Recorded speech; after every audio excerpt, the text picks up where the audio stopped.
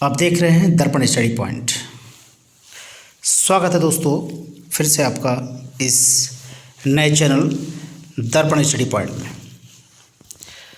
दोस्तों, जैसा कि मैंने कुछ दिनों पहले आपसे वादा किया था कि मैं भारतीय संविधान पर जल्द ही एक वीडियो लेकर आऊँगा, तो हाजिर हूँ आज भारतीय राज्य व्यवस्था और प्रशासन से संबंधित भारत का संवैधानिक विकास पर पहला वीडियो, जिसमें हम डिस्कस करेंगे ब्रिटिश कंपनी के द्वारा पारित विभिन्न अधिनियमों के बारे में। आशा करूँगा ये वीडियो आपको पसंद आएगा। तो पहला वीडियो है और इसमें कुछ अगर छोटी मोटी गलती होती है तो प्लीज़ माफ़ कीजिएगा। चलिए स्टार्ट करते हैं पहला वीडियो। पहला क्वेश्चन,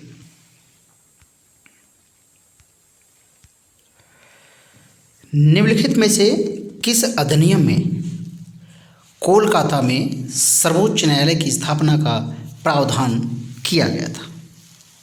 ऑप्शन है आपके charter act 1833, Pitt's India act 1784, regulating act 1773 या चार्टर एक्ट 1833। तो दोस्तों इसका आंसर हो जाएगा regulating act 1773। C option, regulating act 1773। 1773 के रेगुलेटिंग एक्ट में जो है ना, कलकत्ता में सुप्रीम कोर्ट की स्थापना का प्रावधान किया गया। इसकी जो प्रथम चीफ जस्टिस रहीं वो सर एलिजा इम्पे प्रथम मुख्य न्यायाधीश थे। Sir Elijah Impey, sir Elijah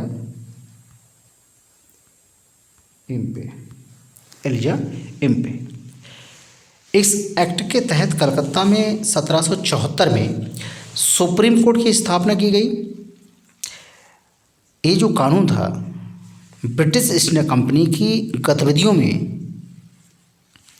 संबंधित पहला महत्वपूर्ण संसदीय कानून था। इस एक्ट का जो उद्देश्य था वो भारत में कंपनी की गतिविधियों को ब्रिटिश सरकार की निगरानी में लाना था। इसके साथ ही कुछ और उद्देश्य भी थे कि कंपनी की संचालन समिति में आमूलचूल परिवर्तन करना और कंपनी के राजनीतिक अस्तित्व को स्वीकार कर उसके व्यापारिक ढांचे को राजनीतिक कार्यों के संचालन योग्य बनाना भी था।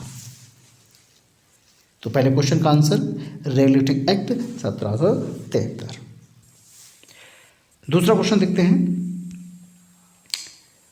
किस अधिनियम में भारतवासियों को अपने देश के प्रशासन में कुछ हिस्सा लेना संभव बनाया? Indian council act 1861, government of India act 1858, charter act 1833 या चार्टर एक्ट 1813। तो इसका आंसर हो जाएगा ऑप्शन सी, चार्टर एक्ट 1833। इसे सेंट हेलेना अधिनियम भी कहा जाता है, 1833 भी कहा जाता है, या भारत सरकार अधिनियम 1833 के रूप में भी जाना जाता है। ठीक है दोस्तों, सेंट हेलेना द्वीप का जो कंट्रोलिंग था वो कंपनी से क्राउन को ट्रांसफर कर दिया था। इसे ब्रिटिश संसद द्वारा ईस्ट इंडिया कंपनी के चार्टर अधिनियम 1813 को नवीनीकृत करने हेतु पारित किया गया था। इसे भारतीय उपमहाद्वीप में ब्रिटिश स्वामित्व क्षेत्रों के प्रशासन को सुधार हेतु बनाया गया था। इसने बॉम्बे और मद्रास प्रेसिडेंसियों के राज्यपालों को उसकी विधायी शक्तियों से वंचित कर दिया था। तीसरा क्वेश्चन देखते हैं, ब्रिटिश संसद ने चाय और चीन के साथ व्यापार को छोड़कर ईस्ट इंडिया कंपनी के भारत के साथ व्यापारिक एकाधिकार को समाप्त कर दिया था। ऑप्शन 1873 का चार्टर अधिनियम, 1853 का चार्टर अधिनियम, 1833 का चार्टर अधिनियम या 1813 का चार्टर अधिनियम। तो इसका आंसर हो जाएगा ऑप्शन डी, 1813 का चार्टर अधिनियम। इस अधिनियम ने स्पष्ट रूप से ब्रिटिश भारत पर क्राउन की संप्रभुता पर जोर दिया।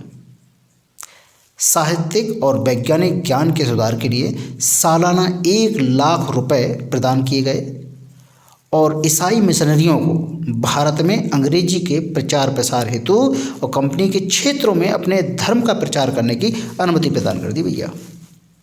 खतरनाक हो गया आप पे तो। यूरोपीय ब्रिटिश विषयों पर भारत में प्रांतीय सरकारों और अदालतों की सख्तियों को भी इस अधिनियम द्वारा मजबूत किया गया और भारतीय साहित्य में पुनरुत्थान को प्रोत्साहित हेतु करने और विज्ञान के प्रचार के लिए वित्तीय प्रावधान भी किए गए। चौथा क्वेश्चन देखते हैं दोस्तों, किस रेगुलेटिंग एक्ट के द्वारा बंगाल का गवर्नर जनरल पद नाम दिया गया? 1813 का चार्टर एक्ट, 1773 का रेगुलेटिंग एक्ट, 1784 का एक्ट या 1833 का एक्ट? मिसप्रिंट हो गया, 1833 होगा वो। तो इसका आंसर हो जाएगा ऑप्शन बी 1773 का रेगुलेटिंग एक्ट। 1773 के विनियमन अधिनियम ने भारत में केंद्रीय प्रशासन की नींव रखी दोस्तों। ये ब्रिटिश सरकार द्वारा ब्रिटिश कंपनी के मामलों को नियंत्रण करने के लिए उठाया गया पहला कदम था। 1773 के विनियमन अधिनियम द्वारा ही बंगाल का जो गवर्नर था, बंगाल का गवर्नर जनरल बन गया। इसने कंपनी के नौकरों को किसी भी निजी व्यापार में संलग्न होने या मूल निवासी से उपहार या रिश्वत स्वीकार करने से बिल्कुल पूरी तरह से रोक दिया। दोस्तों आज का लास्ट क्वेश्चन है, ये टॉप 5 क्वेश्चन थे जो कि मैं लेकर आया था और आशा करता हूँ आपको बहुत अच्छे भी लग रहे होंगे। आज का लास्ट क्वेश्चन है कि गवर्नर जनरल की परिषद में कानूनी सदस्य को किस सम्मिलित किया गया था, किसको किया गया? लॉर्ड मैकाले, विलियम बेंटिंग, राजा राम मोहन राय या क्लाइव लॉयड? तो आज का आंसर हो जाएगा पहला लॉर्ड मैकाले। तो सबसे पहले मैकाले को विधि सदस्य के रूप में गवर्नर जनरल की परिषद में सम्मिलित किया गया था। केवल सपरिचित गवर्नर जनरल को ही भारत के लिए कानून बनाने का अधिकार था उस समय। तो लॉर्ड टॉमस बेबिंगटन मैकाले, इनका पूरा नाम क्या है? Lord Thomas Babington Macaulay. Britain का कौन था ये? राजनीतिज्ञ था, कवि था, इतिहासकार भी था। निबंधकार और समीक्षक के रूप में उसने ब्रिटिश इतिहास पर जमकर लिखा था।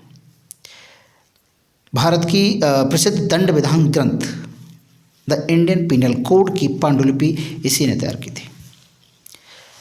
अंग्रेजों को भारत की सरकारी भाषा तथा शिक्षा का माध्यम और यूरोपीय साहित्य, दर्शन तथा विज्ञान को भारतीय शिक्षा का लक्ष्य बनाने में इसका बहुत बड़ा हाथ है दोस्तों।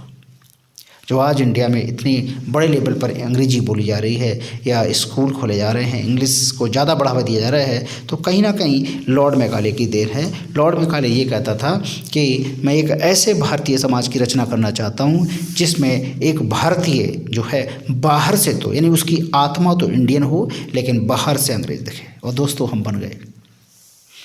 चलो कुछ ना कुछ उसका पॉजिटिव भी है कि कहीं ना कहीं दुनिया के ढेर सारी जानकारियाँ कहीं ना कहीं इंग्लिश वर्जन में भी बहुत सारी हैं, हिंदी में भी है लेकिन उतनी ज़्यादा नहीं, लेकिन अंग्रेजी में ज़्यादा है। तो दोस्तों ये था आज का लास्ट क्वेश्चन। आशा करता हूँ कि आपको अच्छा लगेगा ये वर्जन और इस वीडियो को आप कितना प्यार देते हैं तो ये तो देखने के बाद ही पता चलेगा दोस्तों। आशा करता हूँ कि आपका जो एक प्रकार से मेरे लिए एक प्यार होगा या मेरे लिए जो एक सजेशन होगा वो अच्छा ही होगा।